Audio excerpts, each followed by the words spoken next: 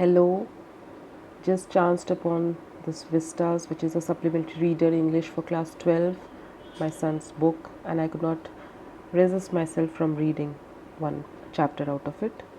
So, this video is just about the reading part. Okay, let's get started. The first chapter I have here is The Third Level by Jack Finney.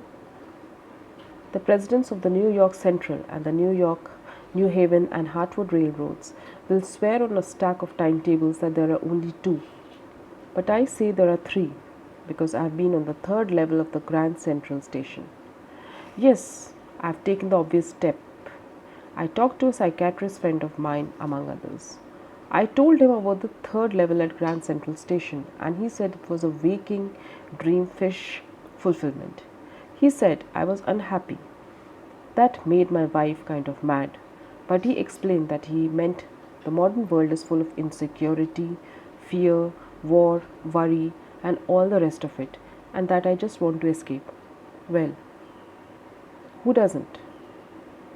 Everybody I know wants to escape, but they don't wander down into any third level at Grand Central Station.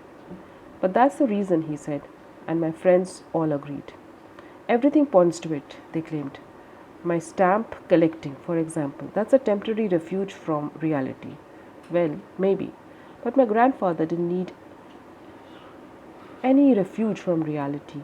Things were pretty nice and peaceful in his day from all I hear, and he started my collection. It's a nice collection too, blocks of 4, practically every US issue, first day covers, and so on. President Roosevelt collected stamps too. Anyway, here's what happened at Grand Central. One night last summer, I worked late at the office. I was in a hurry to get uptown to my apartment, so I decided to take the subway from Grand Central because it's faster than the bus. Now, I don't know why this should have happened to me. I'm just an ordinary guy named Charlie, 31 years old, and was wearing a tan gabardine suit and a straw hat with a fancy band. I passed a dozen men who looked just like me, and I wasn't trying to escape from anything. I just wanted to go home to Louisa, my wife. I turned into Grand Central from Vanderbilt Avenue and went down the steps to the first level where you take trains like the 20th century. Then I walked down another flight to the second level where the suburban trains leave from, ducked into an arched doorway heading for the out of Grand Central hundreds of times. But I'm always bumping into new doorways and stores and corridors.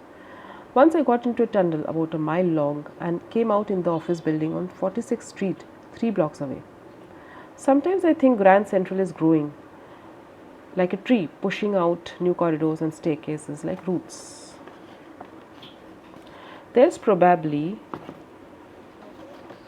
a long tunnel that nobody knows about, feeling its way under the city right now, on its way to Times Square, and maybe another to Central Park. And maybe, because for so many people through the years, Grand Central has been an exit, a way of escape. Maybe that's how the tunnel I got into. But I never told my psychiatrist friend about that idea. The corridor I was in began angling left and slanting downwards, and I thought that was wrong, but I kept on walking. All I could hear was the empty sound of my own footsteps, and I didn't pass a soul. Then I heard that sort of hollow roar ahead that means open space and people talking. The tunnel turned sharp left. I went down a short flight of stairs and came out on the third level at Grand Central Station. For just a moment I thought I was back on the second level, but I saw the room was smaller. There were fewer ticket windows and train gates, and the information booth in the center was wood and old looking. And the man in the booth wore a green eye shade and long black sleeve protectors. The lights were dim and sort of flickering. Then I saw why. They were open flame gas lights.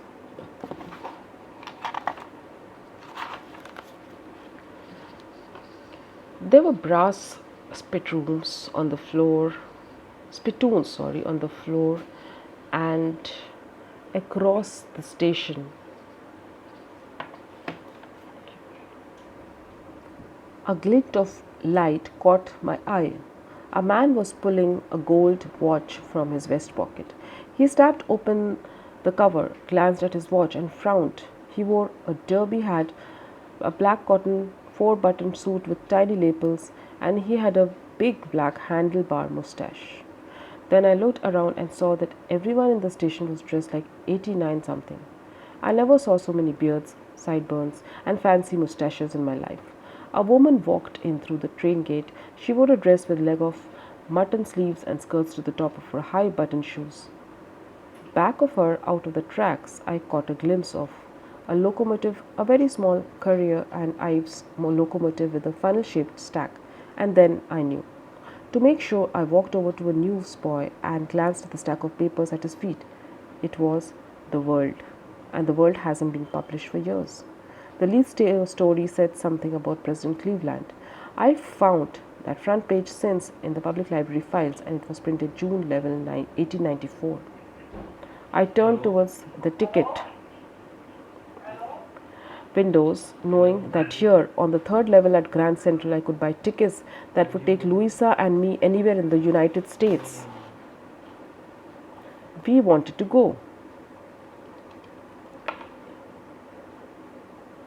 In the year 1894, and I wanted 2 tickets to Galesburg, Illinois. Have you ever been there? It's a wonderful town still, with big old frame houses, huge lawns, and tremendous trees whose branches meet overhead and roof the streets. And in 1894, summer evenings were twice as long, and people sat out on their lawns, the men smoking cigars and talking quietly, the women weaving palm leaf fans with the fireflies all around in a peaceful world. To be back there with the First World War still 20 years old and World War II over 40 years in the future, I wanted 2 tickets for that. The clerk figured the fare. He glanced at my fancy hairband, but he figured the fare, and I had enough for 2 coach tickets, one way. But when I counted out the money and looked up, the clerk was staring at me. He nodded at the bills. "That ain't money, mister," he said, "and if you're trying to skin me, you won't get very far." And he glanced at the cash drawer beside him. Of course, the money was old-style bills, half again as big as the money we use nowadays, and different looking. I turned away and got out fast. There's nothing nice about jail, even in 1894. And that was that. I left the same way I came, I suppose. Next day, during lunch hour, I drew $300 out of the bank, nearly all we had, and bought old-style currency that really worried my psychiatrist friend. You can buy old money at almost any coin dealers, but you have to pay a premium. My $300 bought less than 200 in old-style bills, but I didn't care. Eggs were 13 cents a dozen in 1894. But I've never again found the corridor that leads to the third level at Grand Central Station, although I've tried often enough. Louisa was pretty worried when I told her all this and didn't want me to look for the third level anymore. And after a while I stopped. I went back to my stamps. But now we are both looking every weekend, because now we have proof that the third level is still there. My friend Sam Weiner disappeared. Nobody knew where, but I sort of suspected because Sam's a city boy and I used to tell him about Galesburg. I went to school there and he always said he liked the sound of the place, and that's where he is, all right. In 1894. But one night, fussing with my stamp collection, I found, well, do you know what a first day cover is? When a new stamp is issued, stamp collectors buy some and use them to mail envelopes to themselves on the very first day of sale, and the postmark proves the date. The envelope is called a first day cover. They never opened. You just put blank paper in the envelope. That night, among my oldest first day covers, I found one that shouldn't have been there, but there it was. It was there because someone had mailed it to my grandfather at his home in Galesburg. That's what the address on the envelope said, and it had been there since July 18th, 1894. The postmark showed that. Yet I didn't remember it at all. The stamp was a 6-cent dull brown with a picture of President Garfield. Naturally, when the envelope came to Granddad in the mail, it went right into his collection and stayed there till I took it out and opened it. The paper inside wasn't blank. It read. It read the following: Charlie, I got to wishing that you were right. Then I got to believing you were right. And Charlie, it's true. I found the third level.